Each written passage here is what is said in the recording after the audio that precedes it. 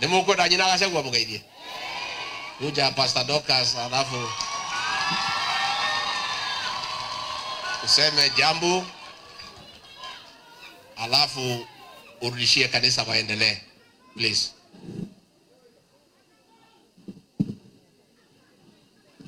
Bwana asifiwe. Bwana asifiwe kanisa. Our moderator, leadership yote, Women Guild na wote ambao tumekuja kuabudu na kusherekea the 100 years. Bwana asifiwe tena. 100 years. Moderator, umeona vile mimi nimeona? Kina mama wameulizwa na nani wanapenda bwana wangu, wote wamechukua mkono.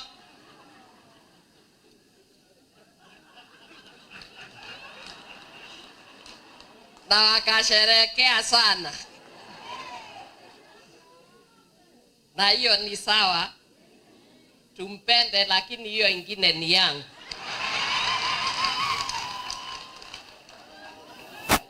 Niseme 100 years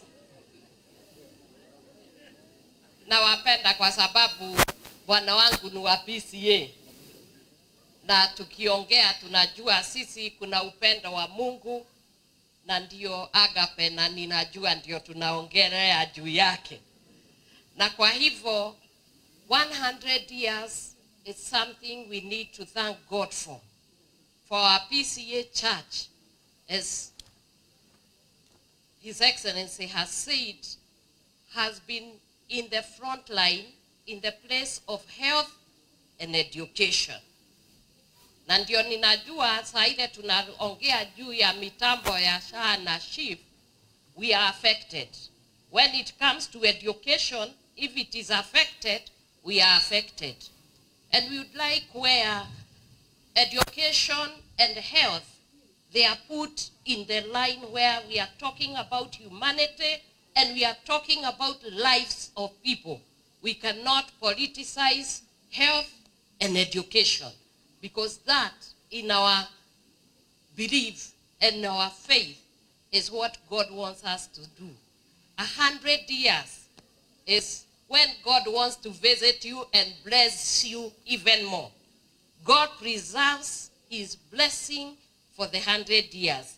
Abraham was blessed with the promised child at 100 years. How I pray that the PCA, you will hear Kirarapon, God will bless you even more, and you start to see the promises of God being realized in the spread of gospel, in evangelism, in health, in education, in family affairs.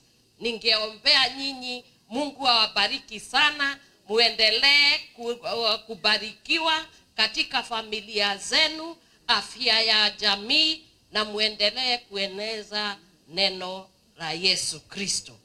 I always say I'm not ashamed of the gospel of Jesus Christ. I am a pastor and I will continue to be a pastor in, out of government until I meet Jesus Christ. And therefore continue to spread the gospel of Jesus Christ.